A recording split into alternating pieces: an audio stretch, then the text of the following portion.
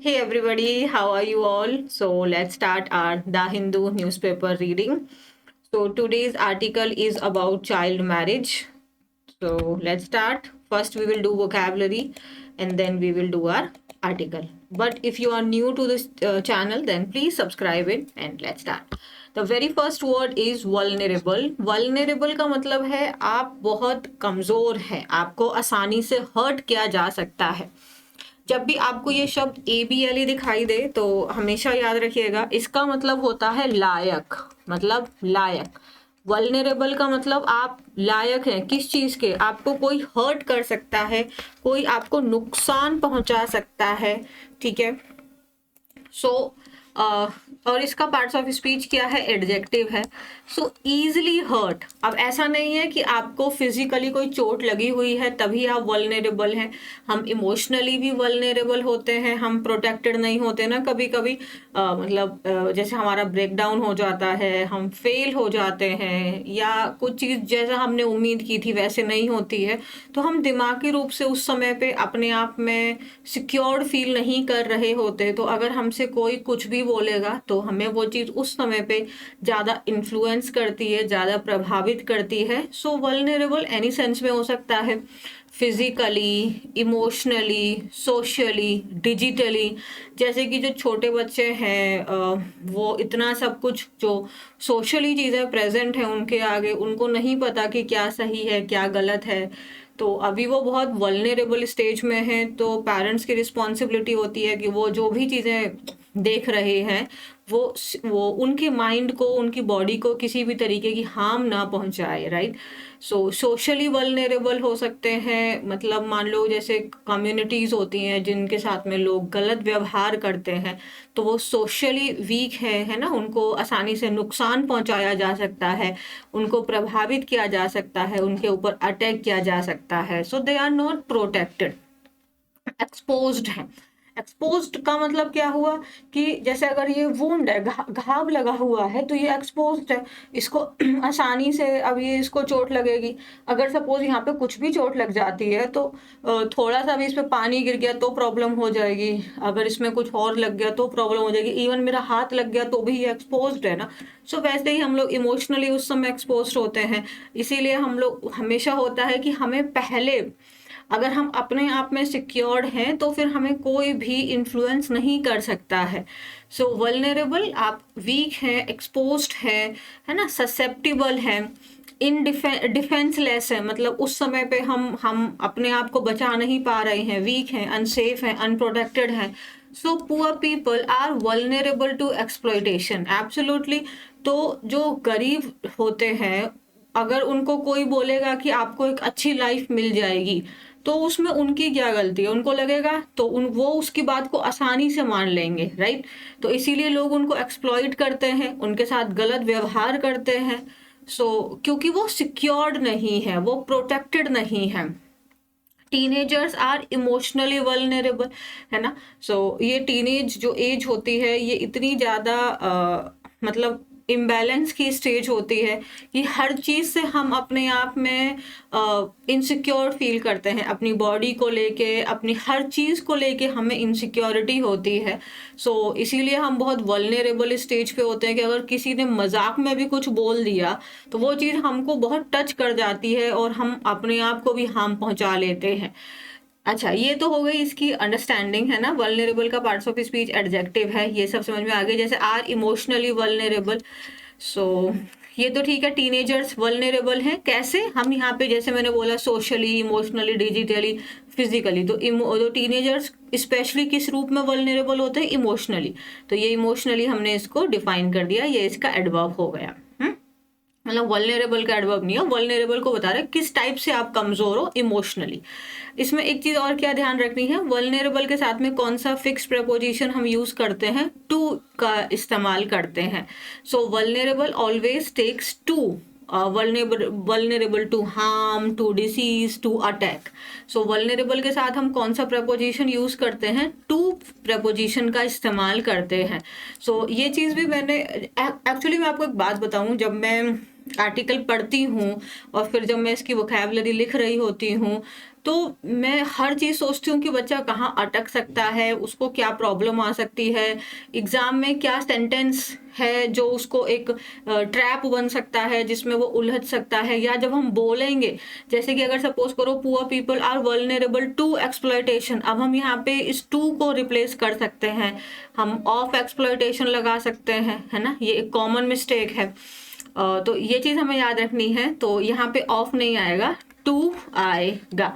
Vulnerable to, poor people are vulnerable to exploitation. To मतलब ऐसे हो गया ओपन टू, जैसे ओपन होता है ना, सो दे आर ओपन टू, मतलब वो अनप्रोटेक्टेड है, ओपन है। एक्सपोज्ड हो गई मतलब चीज ओपन हो गई ना, सो ओपन टू होता है, सो ओपन टू हो गया। वैसे ही वल्नरेबल टू हो गया। Is it done? ये मुझे ऐसे लगा कि हाँ, ये एक इम्पॉर्टेंट चीज़ है कि अगर मैं आपको ये बता दूं कि इसके साथ में ये प्रपोजिशन आता है तो चीज़ें थोड़ी आसान हो सकती हैं। ठीक है। अब एक और चीज़ मैं बताऊं, जैसे इस चैनल का नाम BPI स्पोकन है, ओके। बट ये जो आर्टिकल है, ये जैसे अब ये वाला स्पेशली अभी एडिटोरियल है, जो आज का एडिटोरियल है, बट हमेशा जो मेरे आर्टिकल्स होते हैं वो द हिंदू से ही होते हैं। तो जितने बच्चे कॉम्पिटिटिव एग्जाम्स की प्रिपरेशन कर रहे हैं वो मतलब बिना किसी टेंशन के ये क्लासेस अटेंड करें and then you will see difference. Okay, so don't worry कि हमारी प्रिपरेशन किस मैनर में होगी। फुल प्रिपरेशन होगी। ये आर्टिकल आपको हर तरफ से कवर करेगा, चाहे आप अपनी कम्युनिकेशन को अपना बेहतर बनाना चाह रहे हो या अपने एग्जाम्स के पॉइंट ऑफ व्यू से हैं, दोनों में से कोई भी आपको नुकसान नहीं पहुंचाएगा, दोनों बेस्ट है। डन है। वल्नरेबल क्लियर है हमारा, एक्सपोज्ड है, ससेप्टेबल है, डिफेंसलेस है, वीक है, अनसेफ है। ओके, प्रपोजिशन कौन सा लेगा? टू। प्रपोजिशन कौन सा लेगा? टू लेगा। Vulnerable to something. Okay, next है हमारा स्ट्रिंजेंट। इसका पार्ट्स ऑफ स्पीच भी एडजेक्टिव है। स्ट्रिंजेंट का मतलब होता है जब आप बहुत स्ट्रिक्ट हैं। स्ट्रिंजेंट एडजेक्टिव है और स्ट्रिक्ट जो है ये नाउन है। My parents are very strict, so strict ये हो गया। स्ट्रिक्ट वैसे एडजेक्टिव भी होता है, तो स्ट्रिक्ट का ही स्ट्रिंजेंट है। रूल्स और measures that are extremely strict and firmly enforced, तो वही चीज़ है ना, वो एकदम स्ट्रिंजेंट है। मतलब स्ट्रिंजेंट रूल्स का मतलब आप वो फ्लेक्सिबल नहीं है, आप उनमें अपने हिसाब से कुछ तोड़ मरोड़ नहीं सकते हो। जो जैसा आपको बोला गया है वैसा ही करना है, उसके अंदर में कोई स्कोप नहीं है खुद का चेंज करने का। सो रूल्स या कोई भी एक्शंस, मेजर्स का मतलब एक्शंस होता है, दैट आर एक्सट्रीमली स्ट्रिक्ट, वो चीज़ें एकदम स्ट्रिक्ट है। जैसे कि अगर हम अपनी इंग्लिश को इम्प्रूव करना चाहते हैं तो हमें अपनी इंग्लिश के साथ में फैमिलियरिटी बढ़ानी होगी, हमें ज़्यादा से ज़्यादा आर्टिकल्स रीड करने होंगे, एवरीडे रीड करने होंगे, ग्रामर को समझना होगा, राइट, और ग्रामर के यूसेज को समझना होगा, उसकी एप्लीकेशन को समझना होगा, वो कैब को हम कैसे अपनी रियल लाइफ में यूज़ कर सकते हैं वो हमें समझना होगा। सो ये स्ट्रिक्ट रूल है, इसमें आप कुछ भी अपने अकॉर्डिंग चेंज नहीं कर सकते हो। सो स्ट्रिक्ट है वो चीज़, एकदम टफ है, रिग्रेस है, सीवियर है, बहुत हार्श है, एकदम टाइट है। आपके पेरेंट्स भी बहुत स्ट्रिंजेंट हो सकते हैं। So there are stringent rules against cheating in exams. तो अगर आप एग्जाम्स में चीटिंग नहीं कर सकते, इस चीज़ को लेके बहुत सख्त नियम बने हुए हैं, बहुत कठोर नियम बने हुए हैं। डन है। नेक्स्ट वर्ड क्या है हमारा? नेक्स्ट वर्ड है हमारा प्रेवेलेंट। प्रेवेलेंट का मतलब है कोई चीज जो चारों तरफ में फैली हुई है, कोई चीज जो चारों तरफ में फैली हुई है। So something that is common and widely existing in a particular place और ग्रुप। तो मतलब वो चीज चारों तरफ फैली हुई है। आई रिमेम्बर परसों की क्लास में हमने एक वर्ड किया था, आपको याद है? आर से किया था हमने, बट उसमें आप मुझे बताइएगा, आर से हमने एक वर्ड किया था, इफ यू रिमेम्बर, परसों की क्लास में, आर वाले वर्ड में और ये आज जो हम प्रेवलेंट कर रहे हैं, क्योंकि इसका मतलब भी वो चीज़ वाइड स्प्रेड ही है, बट इनमें एक बहुत डिफरेंस है। मतलब आप कह सकते हो सटल डिफरेंस तो नहीं कहूँगी मैं, एक अच्छा खासा डिफरेंस है इन दोनों शब्दों के अंदर। So I want you people to answer this question. So what is the difference between these two word? The R word that we did day before yesterday and this word prevalent. So prevalent का मतलब कोई चीज जो चारों तरफ फैली हुई है, something that is common and widely existing in a particular place और ग्रुप। बता दूं इसका जो इसका टोन है वो पॉजिटिव टू न्यूट्रल है। जो आर वाला था उसका एकदम टोन नेगेटिव था। उसको अगर हम कोई चीज फैली हुई है और अनकंट्रोल्ड मैनर में फैल रही है, हम उसको तब यूज करते हैं। वाइड स्प्रेड है, कॉमन है, परवेसिव है, चारों तरफ फैली हुई है। Certain traditions are still prevalent in rural India. तो अभी भी बहुत ऐसे ट्रेडिशंस हैं जो पुराने समय से अभी भी क्या है, वो कॉमन है, वो फैले हुए हैं रूरल इंडिया में, right. Diabetes is prevalent among adult. तो जो डायबिटीज है वो अडल्ट्स के बीच में कॉमन है, या उनके अंदर में वो चीज हो रही है, ठीक है। कॉमन का सेंस दे रहा है यहाँ पे, कॉमन है, कॉमन। अब इसमें दो चीजें याद रखनी है। जब हम प्रेवलेंट प्लेस के बारे में बात आते हैं, सो हम वहां पे क्या लगाते हैं, प्रपोजिशन इन। बट जब हम पीपल या ग्रुप के लिए बताते हैं, तब हम वहां पे अमंग लगाते हैं। Among adults, among teenagers, among students, आप ऐसे बोलेंगे, ठीक है। तो आपको ये ध्यान रखना है। अगर हम प्लेस में बता रहे हैं, किसी जगह पे वो चीज फैली हुई है, जैसे इन rural India, so in villages, ठीक है। और अमंग पीपल, पीपल लगा रहे हैं तो हम अमंग लगाएंगे, फिर वहां पे हम बिटवीन नहीं लगाएंगे। ये एरर का पार्ट यही बनता है, बिटवीन नहीं आएगा, वहां पे अमंग आएगा। और प्रिवेलेंट इन प्लेस, प्लेस है तो फिर वहां पे इन आएगा। ये दोनों चीजें हमको ध्यान रखनी है। डन है, पार्ट्स ऑफ स्पीच मैंने आपको बता दिया है। नेक्स्ट वर्ड क्या है हमारा, नेक्स्ट वर्ड है हमारा स्कॉर्च। इसका मतलब होता है कोई चीज जो प्रॉब्लम है, आप इसको रिप्लेस कर दीजिए। ये वर्ड अगर आपको परेशान दे रहा है तो आप इसको सोचो ये प्रॉब्लम है, अभिशाप बना हुआ है, ये हमारे लिए कर्स बना हुआ है, something that cause great suffering. तो कोई चीज जो आपको बहुत तकलीफ दे रही है, परेशानी दे रही है, डैमेज कर रही है, सो वो चीज कर्स है, वो चीज एकदम अभिशाप बना हुआ है, बेन है, एफ्लिक्शन है, मेनेस है, ट्रबल है, प्रॉब्लम है। सो आप इसको प्रॉब्लम वर्ड से रिप्लेस कर दो। तो जब आप प्रॉब्लम बोलते हो तो हम इसको एडिटोरियल वगैरह में इसको प्रॉब्लम हम डेली लाइफ में बोल देते हैं, है ना। कर्स आप जानते हैं, ये भी कॉमन वर्ड है। परेशानी, ट्रबल भी कॉमन वर्ड है, बट ये हम नहीं, कम यूज करते हैं। सो ये उसी का है, प्रॉब्लम का ही सिनोनिम है। सो जैसे child labour is one of the major scourges of the nation. तो मतलब हमारे नेशन में कई सारी प्रॉब्लम है, तो उसमें से एक जो मेजर प्रॉब्लम है वो है चाइल्ड लेबर। तो प्रॉब्लम्स की बात कर रहा है, परेशानी की बात कर रहा है। हमारे नेशन में जो हम कॉज ऑफ सफरिंग है वो चाइल्ड लेबर उसमें से एक है। जैसे कि आपका डाउरी है, ये भी एक कॉज ऑफ सफरिंग है ना, डाउरी है, इनडिस्क्रिमिनेशन है ना। सो ये सारे हमारे सब प्रॉब्लम्स हैं, उसमें से एक प्रॉब्लम हमारा चाइल्ड मैरिज भी है। सो ये प्रॉब्लम है, ये ट्रबल है ये हमारे लिए। अच्छा, ये क्या है जी आपका, जैसे अब यहाँ पे देखो one of the major, one of. अब हम लोग जब हम ग्रामर का रूल पढ़ते हैं तो हमने पढ़ा होगा वन ऑफ, और फिर हम बोलते हैं वन ऑफ समथिंग। सो अब वन ऑफ द बॉयज हम बोलते हैं, वन ऑफ द बॉयज ही बोलते हैं हम हमेशा, यहाँ पे बॉय नहीं बोलते। क्योंकि अब हम क्यों आपका नाउन लगा रहे हैं, और नाउन हमारा जब काउंटेबल नाउन होता है तो वो हमेशा प्लूरल क्यों आता है, उसके पीछे लॉजिक है। वन ऑफ का मतलब ये हुआ में से मतलब कई सारे होंगे, उसी में से आप एक को निकाल रहे हो, है ना। जैसे मैंने कहा he is one of the boys, या वन ऑफ का मतलब क्या हुआ, कई सारे हैं उसमें से ये एक है, तो इसीलिए हम यहाँ पे प्लूरल लगाते हैं। और ये जो स्कॉर्च है इसका पार्ट ये क्या है, ये आपका नाउन है। नाउन में कैसा है, ये आपका काउंटेबल नाउन है, तो इसीलिए हमने यहाँ पे प्लूरल लगाया है। अगर सिंपली होता, अगर हम अ बोलेंगे तो इसके साथ में फिर अगर हम सिंपली को सिंगुलर यूज करेंगे तो फिर आर्टिकल ए का यूज करना ही कंपलसरी है। उसके बाद में अब जैसे बोला ऑफ द नेशन, तो यहाँ पे हम इसके साथ में फिक्स प्रेपोजिशन क्या यूज किया है, ऑफ। ये भी चीज आपको यहाँ पे ध्यान रखनी है। डन है, ओके।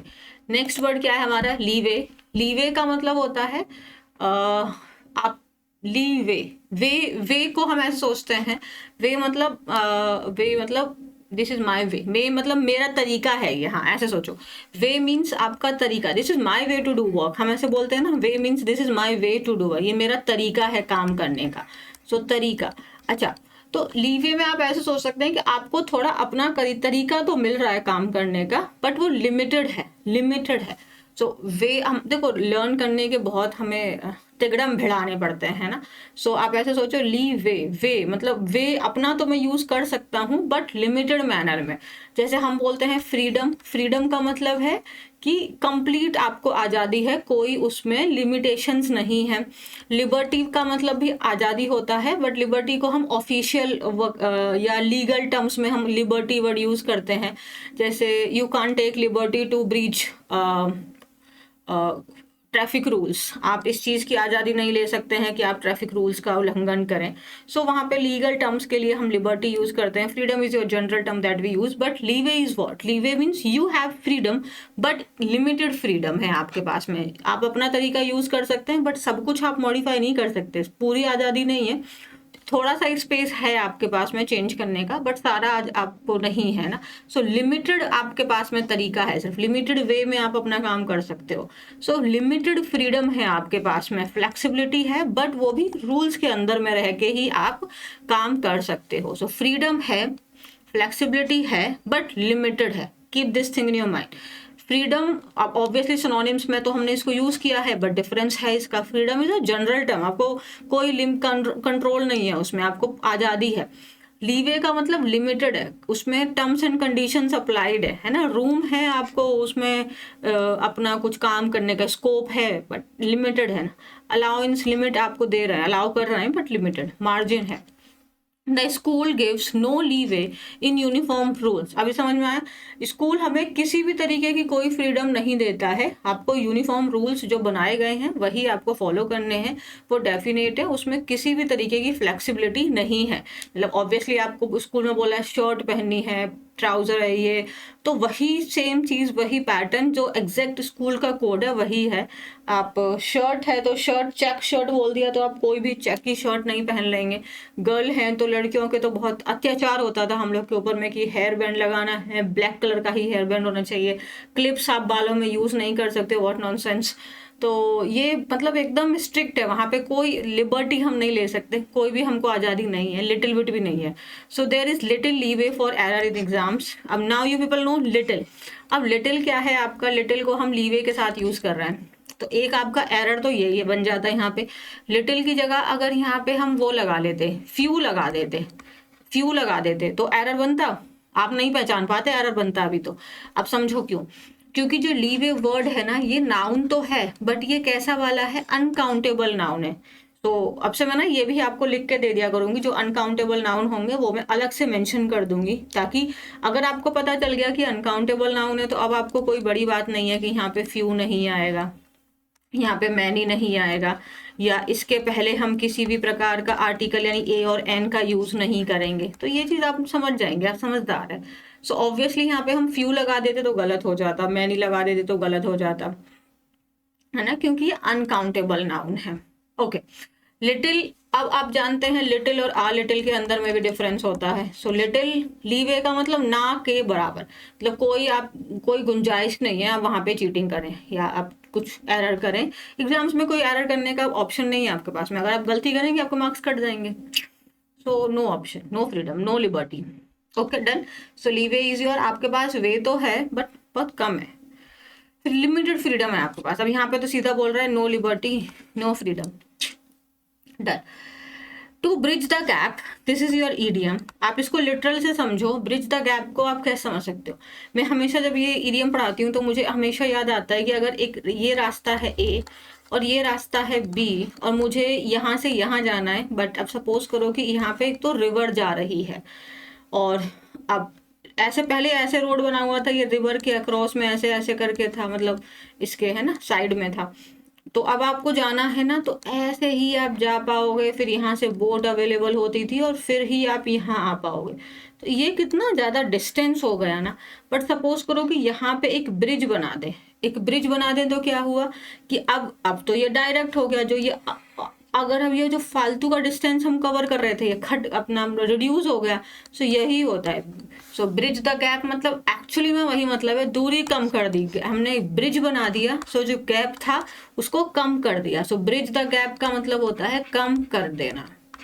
तो आप किसी भी चीज के बीच के गैप को कम कर सकते हैं, जैसे कि आप जनरेशन गैप को कम कर सकते हैं, आप इलिटरेसी के गैप को कम कर सकते हैं, आप रिच एंड पुअर के बीच के डिफरेंस को कम कर सकते हैं।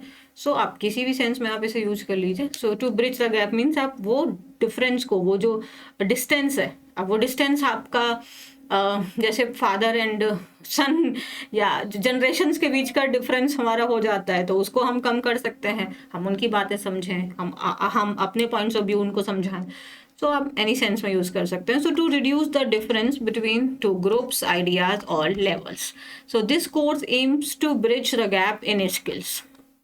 तो इस कोर्स का जो मकसद है वो क्या है कि जो स्किल्स हैं, जैसे कि अगर आप देखेंगे जो रूरल स्टूडेंट्स होते हैं और जो अर्बन स्टूडेंट्स होते हैं, उनके बीच की स्किल्स होती हैं, उसमें भी काफ़ी डिफरेंस होते हैं, उनकी अंडरस्टैंडिंग चीज़ों को लेके बहुत डिफरेंट होती है। तो अगर हम कोई एक ऐसा कोर्स लेके आ रहे हैं जो दोनों के बीच की जो डिफरेंस क्रिएट हो रहा है स्किल्स में, उसको हम कम कर पाएंगे। सो ये वो हो रहा है इन स्किल्स। ये प्रपोजी, ये भी एक इंपॉर्टेंट अभी बात करते हैं। Education is needed to bridge the gap between rich and poor, absolutely. तो अमीर और गरीब के बीच में अगर ये जो ड्यूरिंग ये जो डिफरेंस बना हुआ है, जो ये डिस्टेंस बना हुआ है, इसको कम करने का एक ही माध्यम है और वो है करेक्ट एजुकेशन, राइट।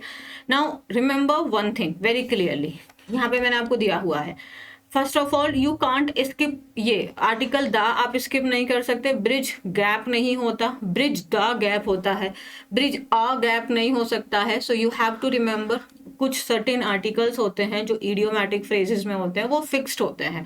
सो यहाँ पे आर्टिकल आपका ए नहीं आएगा, कुछ और नहीं आएगा, यहाँ पे द ही आएगा। So please keep this thing in your mind that you can't skip this article here, first thing.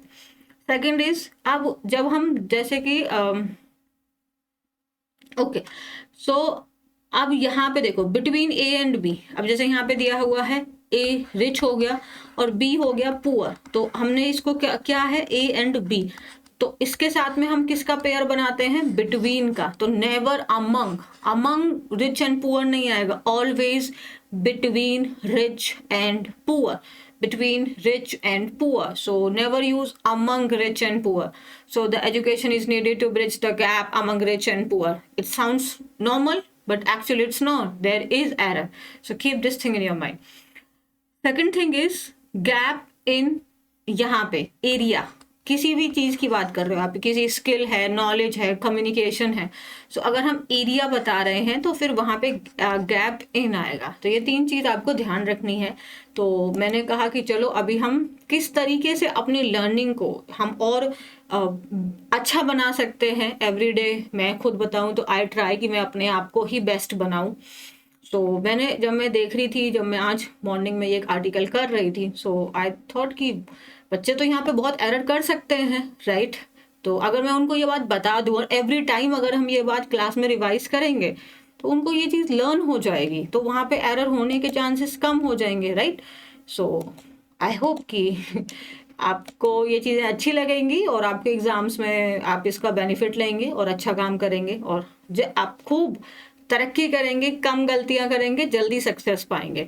क्योंकि मुझे ऐसा लगता है कि हम जितनी जल्दी सक्सेस पाएं उतना अच्छा है ना, क्योंकि एज बहुत लिमिटेड है। आई फील लाइक दिस कि अगर आप 21 की एज में आप सक्सेस, मतलब सक्सेस इन द सेंस कि आप जॉब जो आप अचीव करना चाहते हैं वो लग जाए आपकी, तो आपके पास बहुत टाइम है अपने नेशन को अच्छे से सर्व करने के लिए, है ना। सो बस यही है हमारा। ओके, नाउ अब आपको यहाँ पे ये क्वेश्चंस दिए गए हैं, आपको स्पॉट करना है कि इन सेंटेंसेस में मैंने क्या गलती की है। तो हर एक सेंटेंस में कोई ना कोई मिस्टेक है और वो मिस्टेक ऑलरेडी मैंने आपको पढ़ा दी है। सेंटेंसेस मैंने आपको और दिए हैं ताकि आप प्रैक्टिस कर सकें। तो ये 10 सेंटेंसेज हैं, इन 10 सेंटेंसेज के अंदर मैं एरर को फाइंड करके आप मुझे कॉमेंट सेक्शन में बताएंगे, ठीक है। चलिए आगे करते हैं, रीडिंग करते हैं आर्टिकल को। सो अगर आप पहली बार आए हैं तो फिर अभी आप इसको रोक लो, क्योंकि आपको अगर सेल्फ रीड करना है तो आप इसे रोक लो, अगर मेरे साथ रीड करना है तो फिर वीडियो पॉज नहीं करते, साथ में पढ़ लेते हैं, ठीक है। तो सोशल ईवल, सोशल प्रॉब्लम क्या बना हुआ है हमारा, India and child marriages. So let's see क्या है social problem, that is child marriage. India has committed to end child marriage by 2030 through UN's Sustainable Development Goal (SDG), and while it has made comprehensive strides, there are still miles to go to achieve the target. So India has committed, India ने commit किया है कि वो child marriage को ख़त्म कर देंगे कि मतलब हमारे देश में चाइल्ड मैरिज हो ही ना 2030 तक, ऐसा इंडिया ने कमिट किया। अब आप कहेंगे कि यहाँ पे हैज कमिटेड क्यों लगा है?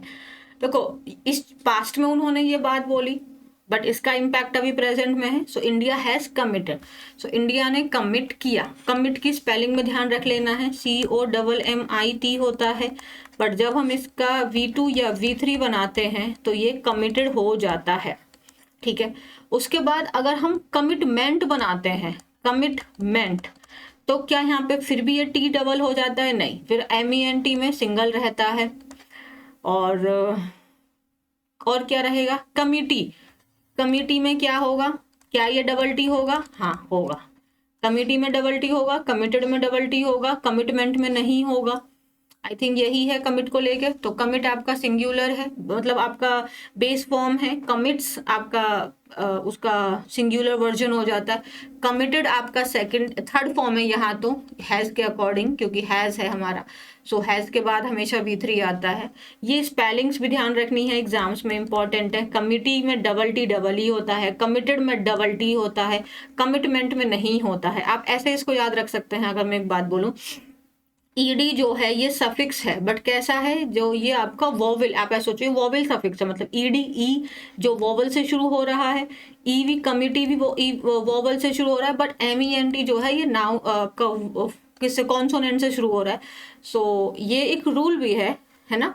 सो जब हमारा शब्द अगर कॉन्सोनेंट पे खत्म होता है और उससे पहले हमारा सिंगल वोवेल आ रहा होता है, तो जब हम आपका वोवेल वाला ही सफिक्स लगाते हैं, यानी वो सफिक्स जो वोवेल से शुरू हो रहा है, तो जो लास्ट कॉन्सोनेंट है उसको डबल कर देते हैं। इसलिए यहाँ पे कमिटेड में हमने डबल T कर दिया, कमिटी में हमने डबल T कर दिया, बट मेंट जो है ये हमारा वोवेल सफिक्स नहीं है, ये आपका कॉन्सोनेंट सफिक्स है, तो हमने T डबल नहीं किया। डन है। सो इंडिया ने कमिट किया है कि वो जो है चाइल्ड मैरिज को खत्म कर देंगे 2030 तक। तो जो उनका आपका सस्टेनेबल डेवलपमेंट गोल है, SDG हैं, सो उसके अकॉर्डिंग में है ना कि हमारी ये प्रॉब्लम्स हैं, हमें इनको अचीव करना है। तो उसमें से एक है चाइल्ड मैरिज। वाइल, अब वाइल जो है ये आपका कॉन्ट्रा बताता है। अगर यहाँ पे इस लाइन में कुछ और बता रहा है तो फिर दूसरे वाले में कुछ और हुआ होगा। And while it has made comprehensive strides, there are still miles to go to achieve the target. While it has made comprehensive strides, made comprehensive strides. Comprehensive का मतलब होता है ऑल ओवर। कॉम्प्रीहेंसिव का मतलब होता है ऑल ओवर। जब मतलब आप हॉलिस्टिक की बात कर रहे हैं, एक वाइड एरिया की बात कर रहे हैं, तो एक अच्छी खासी प्रोग्रेस की है। स्ट्राइड्स का मतलब होता है प्रोग्रेस, अच्छी खासी प्रोग्रेस की है। और स्ट्राइड्स ही हमेशा होता है जब हम प्रोग्रेस की बात करते हैं, स्ट्राइड्स नॉट स्ट्राइड।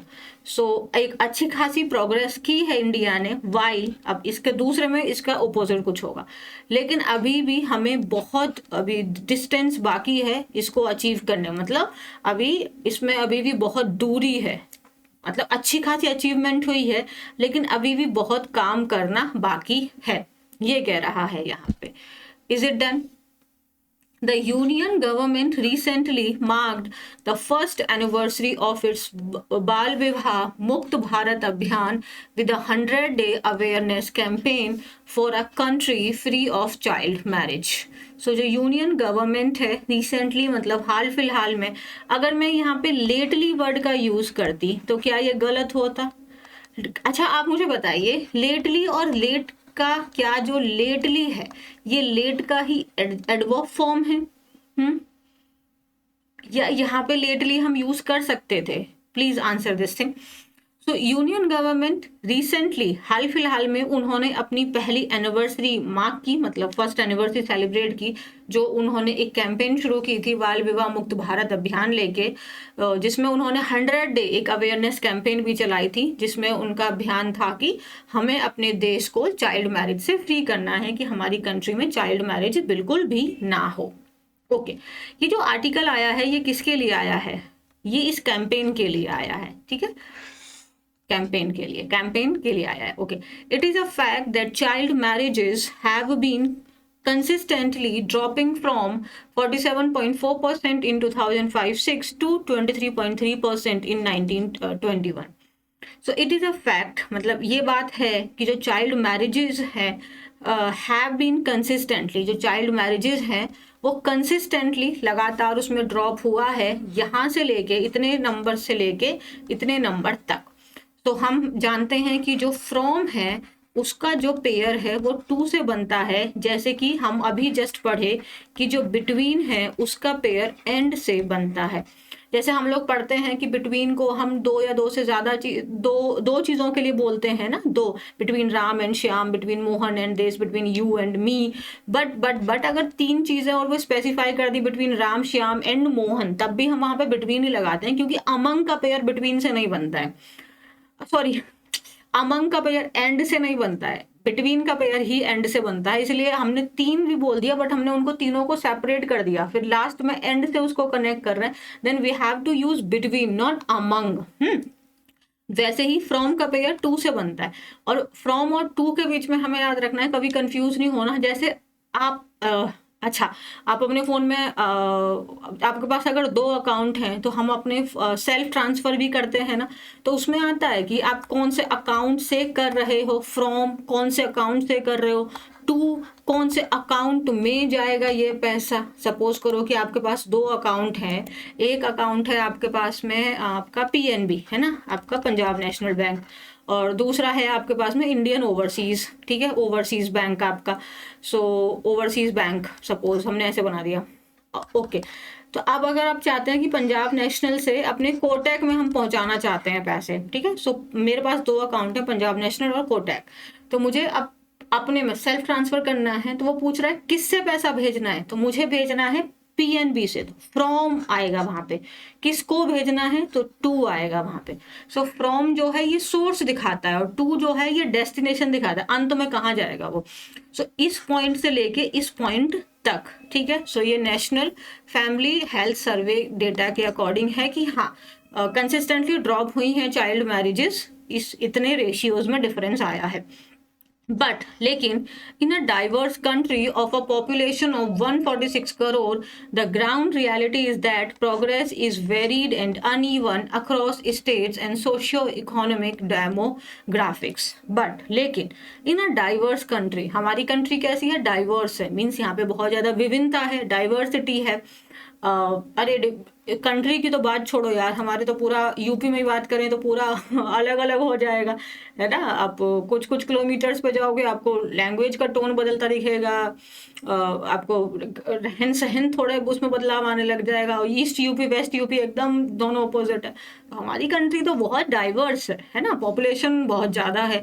तो ग्राउंड रियलिटी की बात करें, वो जो प्रोग्रेस है, अगर जैसे अभी हमने कहा कि प्रोग्रेस हुई है हमारे यहाँ पे ये एनएफएचएस के डाटा के अकॉर्डिंग, लेकिन अभी जो प्रोग्रेस है ये वेरीड है।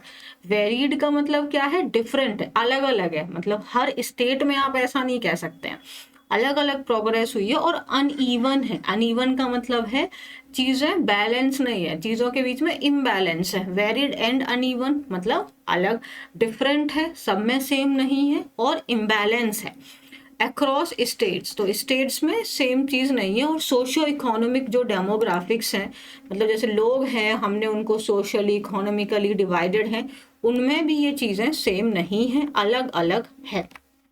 ओके, अब कह रहे हैं while the highest child marriages rate among women aged 18 to 29 years are prevalent in West Bengal, Bihar, Tripura.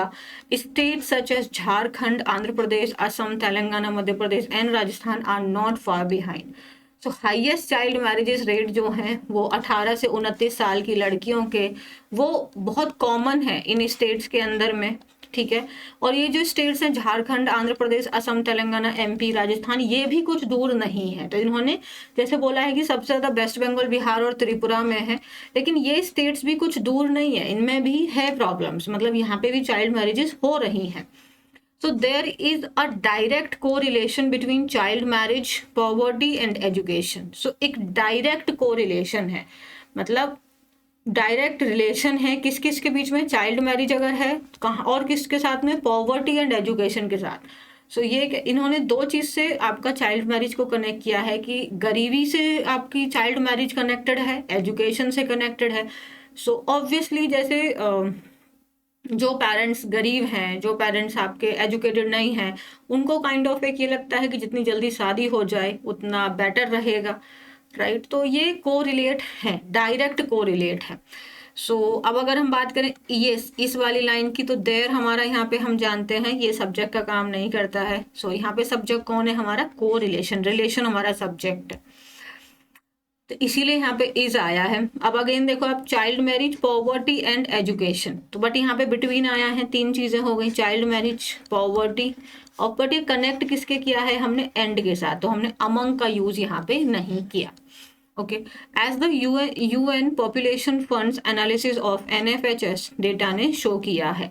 Okay, while 40% of girls from the lowest quintile of the household wealth index married before they became adult in comparison to just 8% of those from the highest quintile। अच्छा, इसका मतलब क्या है, quintile, इसका मतलब है कि अगर हम किसी एक पार्ट है, कोई एक कंप्लीट हिस्सा है, कंप्लीट है, और उसको हमने टोटल 5 पार्ट्स में डिवाइड कर दिया, ये 1 2 3 4 एंड दिस इज माई 5, तो ये 5 हो गए ना। इसको हमने सेम मान लो केक था और इसको मैंने 5 टोटल पार्ट्स में डिवाइड कर दिया। सो मान लेते हैं ये हाईएस्ट हो गया और ये सबसे लोएस्ट हो गया, तो अब हम इसको डिवाइड कर सकते हैं। ये एक अपने आप में 20% और 20% अपने आप में कंप्लीट है, 100% है, तो अब ऐसा हो सकते हैं इस कंप्लीट का ये वाला हिस्सा जो है ये 20% है इस कंप्लीट का, बट ये अपने आप में तो 100% है, और इस 100% में से 48% जो है उनकी जल्दी शादी हो रही है, एज कंपैरिजन टू जो हाईएस्ट क्विंटल है उनमें सिर्फ 8% की ही जल्दी शादी हो रही है। सो जो लोएस्ट वाले हैं, जो आपके किसके रिगार्डिंग बोला गया है, इसमें वेल्थ के रिगार्डिंग बोला गया है कि अगर हम लोगों को, अगर हम उनकी वेल्थ के अकॉर्डिंग 5 हिस्सों में बांटते हैं, तो जो सबसे पुअर कैटेगरी में आ रहे हैं उनके यहाँ पे 40% जल्दी शादी हो रही है, एज कंपेरिजन टू ओनली 8% वो लोग हैं जो वेल्दीएस्ट हैं। 48 of girls with no education were married below 18 years in comparison to only 4% among those with higher education। मतलब अब वो फैमिलीज जो पढ़ी लिखी हैं और वो फैमिलीज जो पढ़ी लिखी नहीं है, तो उसमें से 48% अगर हमने इस रेशियो को 2 भाग में बांट दिया कि ये पढ़े लिखे लोग हैं और ये बिना पढ़े लोग हैं, तो जो बिना पढ़े लोग हैं उनकी फैमिलीज में 48% है कि वो अपनी बच्चियों की शादी जल्दी कर दे रहे हैं, और पढ़े लिखों में से 4% है जो अपनी बच्चियों की शादी 18 साल से पहले ही कर दे रहे हैं। The prevention of child marriage act, prevent करना मतलब किसी चीज को रोकना, और prevention is the noun form of prevent. So जो प्रिवेंशन है चाइल्ड मैरिज एक्ट 2006, तो जो आपका एक्ट आया था कि चाइल्ड मैरिज एक्ट जो था, is a flagship law. Flagship का मतलब होता है कोई चीज जो बहुत इंपॉर्टेंट है। सो एक इंपॉर्टेंट लॉ है ये, जो आपका इस प्रैक्टिस को खत्म करने के लिए। लेकिन जो फिगर्स हैं आपके नेशनल ब्यूरो क्राइम रिकॉर्ड के, वो इंडिकेट करते हैं infrequent application of the law and low conviction rate. लेकिन जो आपके ये फिगर्स हैं, जो डेटा है आपका नेशनल क्राइम ब्यूरो रिकॉर्ड का, ये क्या दर्शाता है, वो इनफ्रीक्वेंट एप्लीकेशन, मतलब जो ये चाइल्ड मैरिज का जो एक्ट है, ये कह रहे हैं कि ये प्रैक्टिस को ख़त्म कर रहा है, चीज़ें स्ट्रिक्ट हैं, लेकिन डेटा कुछ और ही बता रहा है कि ये पेपर में तो है बट एप्लीकेशन में बहुत इनफ्रीक्वेंट है, मतलब अप्लाई नहीं हो रहा है, लोग इसको मान नहीं रहे हैं, कार्रवाई नहीं हो रही है। और जो कन्विक्शन है, कन्विक्शन मतलब कोर्ट जब आपका कंफर्म कर दे कि हाँ भाई ये बंदा गिल्टी है, वो कन्विक्शन होता है। एक्यूज करना मतलब आप किसी पे आरोप लगा रहे हैं, है ना। कन्विक्ट हो गया इसका मतलब वो दोष साबित हो गया है।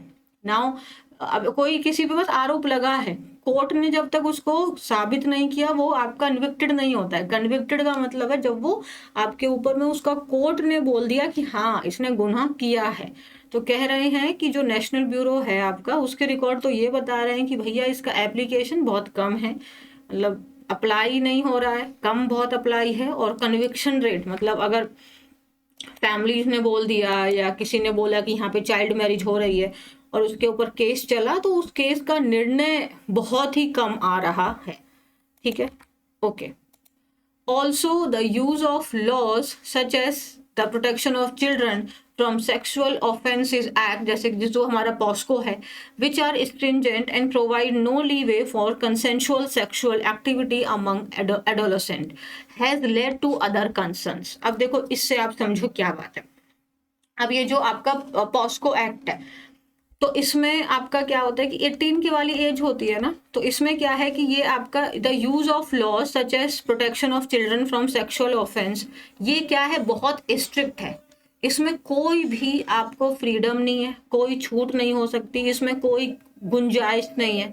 तो यहाँ पे ये क्या अदर कंसर्न से आप क्या समझ रहे हो? अदर कंसर्न से ये मतलब है कि for consensual sexual activity among adolescent, suppose कि जो 18 या 19 तक की जो एज के लोग हैं, अगर वो अपनी कंसेंट के साथ में एक दूसरे के साथ फिजिकल रिलेशन बना रहे हैं, बट अगर किसी ने बोल दिया, उसकी फैमिली ने बोल दिया कि इसने मेरी बेटी के साथ में गलत किया है, ये भी प्रॉब्लम्स क्रिएट कर देता है। बट उनका जो सेक्सुअल एक्टिविटी थी वो कंसेंशुअल थी, लेकिन पॉस्को के तहत में ये चीज़ क्राइम के अंदर आ गई। तो अब ये भी डिफरेंशिएट नहीं है ना कि कंसेंशुअल अलग है और आप उसकी बिना कंसेंट से कर रहे हो, दिस इज समथिंग डिफरेंट।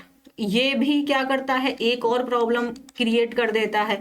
सो इसकी वजह से जो जो टीनेज, मतलब मान लो वो डरे हुए हैं, सो टीनेज ट्रिगर करना मतलब उसको जो बढ़ाना, harsh punishment from the criminal justice system, many underage girls are turning to unregistered unprofessional help, endangering their health further।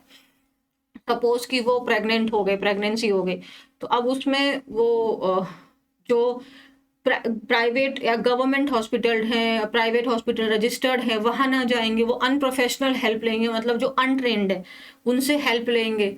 ठीक है, तो इससे क्या कर रहे हैं कि वो अपनी ही हेल्थ को और ज़्यादा खतरे में डाल रहे हैं, क्योंकि वहाँ पे जो जो मतलब मान लो जो मेल है उसके ऊपर में पॉस्को एक्ट लग जाएगा तो उसकी तो ज़िंदगी ख़त्म हो जाएगी, बट उनके साथ में जो फिजिकल रिलेशन था वो कंसेंट था। तो इस चीज़ के बीच में भी डिफरेंस नहीं है, तो ये भी एक प्रॉब्लम क्रिएट कर देता है। Already it is established that child marriages can lead to poor maternal and child health. In this backdrop, it is imperative to study why states such as West Bengal, which incentivizes girls to study with a cash scheme, still has a high incidence of child marriage. Already ये बात साबित हो चुकी है कि जो child marriages हैं, ये आपका ऑब्वियसली जब बच्चा अभी मतलब जो 18 साल से बिलो एज की गर्ल है वो तो फुली डेवलप्ड ही नहीं है, मतलब body develop is a different case. आप बात कर रहे हैं बड़ी हो गई अलग है, उसका मेंटल लेवल कितना डेवलप हुआ है वो भी मैटर करता है। सो उससे क्या होगा, और बॉडी भी कहाँ उतनी डेवलप हुई है, तो पुअर मैटरनल हो जाएगा वो बच्चा। अगर वो उन्होंने कंसीव कर लिया, उसकी हेल्थ पे बात आ जाएगी।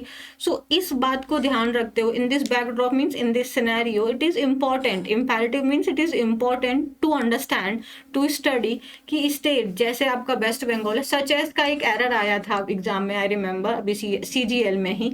सच एज हम एग्जाम्पल देने के लिए यूज करते हैं, फॉर एग्जाम्पल। सो स्टेट जैसे कि वेस्ट बंगाल, क्योंकि वो टॉप में लिखा था ना, तो जो इंसेंटिव आपका इंसेंटिवाइज करता है कि गर्ल्स को पढ़ना चाहिए, उनको कैश स्कीम्स वगैरह दे रहे हैं, वो फिर भी चाइल्ड मैरिज को लेके सबसे ऊपर क्यों है, तो इस चीज को जानना चाहिए। सेंटर की जो बेटी बचाओ बेटी पढ़ाओ कैंपेन है has to do much more to reach the most vulnerable communities and ensure that infrastructure including clean toilets and safe public transport are in place to keep girls at school. जो centre की apostrophe S मतलब centre की जो आपकी बेटी बचाओ बेटी पढ़ाओ campaign है, so campaign is your verb has to do much more, okay, has is your main verb here, okay।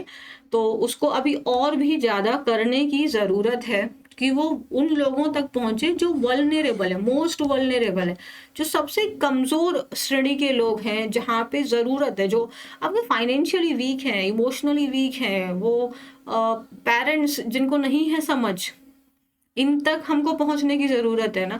और ये सुनिश्चित करने की ज़रूरत है कि जो इंफ्रास्ट्रक्चर है, जिसमें सबसे बेसिक आपका क्लीन टॉयलेट्स आता है, सेफ पब्लिक ट्रांसपोर्ट आता है, ये सही हो, are in place means correct हो, सही हो, ताकि जो गर्ल्स हैं वो स्कूल अपना जा सकें, पब्लिक ट्रांसपोर्ट का यूज़ कर सकें। तो ये सब चीज़ों तक को समझना बहुत ज़रूरी है। According to Girls Not Brides, a global partnership, at least 9 of the 17 SDGs will not be achieved without ending child marriage. तो ये जो एक ग्लोबल पार्टनरशिप है, क्या है वो? गर्ल नॉट ब्राइड, ये उनका नाम है उस कैंपेन का, है ना। उसमें उन्होंने बोला है कि एटलीस्ट 9, मतलब 17 में से 9 जो SDGs हैं, आप उनको अचीव नहीं कर सकते बिना चाइल्ड मैरिज को ख़त्म किए। इंडिया में अनलेस, अनलेस हमने पढ़ा था, ये एक्शन ओरिएंटेड वर्ड होता है, कंडीशन देता है। अनलेस, जब तक सेवरल फैक्टर्स, कई सारे फैक्टर्स जिनकी वजह से चाइल्ड मैरिज हो रही है, जैसे कि आपका पॉवर्टी है, एजुकेशन है, हेल्थ है, जेंडर इनइक्वालिटी है, इनको एड्रेस नहीं किया जाता, इनको डील नहीं किया जाता है, it will be impossible to bridge the gap between policy and practice. Then again see, so ये जब तक इन प्रॉब्लम्स को, जो चाइल्ड मैरिज ड्रिवन फैक्टर्स हैं जिनकी वजह से हो रहा है, ऑब्वियसली पॉवर्टी है तो नहीं, एक तो सब फर्स्ट ऑफ ऑल कि पेरेंट्स फर्दर एजुकेशन अफोर्ड नहीं कर सकते हैं, राइट। उनके पास में इंफॉर्मेशन भी नहीं है कि वो अपने बच्चे को पढ़ाएंगे तो उनकी लाइफ कैसे चेंज हो जाएगी, उनकी पूरी जनरेशन्स बदल सकती हैं अगर करेक्ट एजुकेशन उनके बच्चे को मिलेगी। उनको पास एजुकेशन नहीं है, हेल्थ है, जेंडर इनइक्वालिटी है। तो जब तक हम इन मेजर इश्यूज को हम एड्रेस नहीं करेंगे, it will be impossible, definitely it will be impossible to bridge the gap between policy and practice. So that's all. बहुत अच्छा पैसेज था और बहुत अच्छी लैंग्वेज में लिखा गया था, बहुत सारी हमने वोकैबुलरी यहाँ से की है। आई होप आपने एंजॉय किया होगा, आपने बहुत सारी स्टडी की होगी। सो दैट्स ऑल फॉर टुडे। हाँ, मैंने आपको 10 क्वेश्चंस दिए हैं जो आपको आंसर करने हैं, and this lately and let के बीच का डिफरेंस आपको बताना है। जो रिसेंटली यहाँ पे यूज़ किया गया था, क्या मैं वहाँ पे लेटली का यूज़ कर सकती हूँ? So thank you, bye everyone, and yes, subscribe this channel, it is very important, and I hope कि आपको हम लॉन्ग टर्म में एक साथ बहुत अच्छा काम करेंगे। आप सक्सेसफुल स्टूडेंट्स, जब सक्सेसफुल, यार मुझे लगता है कि सक्सेसफुल का मतलब सबके लिए अलग अलग होता है, राइट। सो मैं क्या बोलूँ इस चीज़ के बारे में। हाँ, बट चलो, चैनल सब्सक्राइब कर लेना, अपना ध्यान रखना, पढ़ाई करते रहना, इंजॉय करना अपनी पढ़ाई को, और टेलीग्राम ज्वाइन कर लेना ताकि ये PDF आपको मिल जाए, क्योंकि आपको सेल्फ रीड करना बहुत बहुत ज़रूरी है। Bye, take care.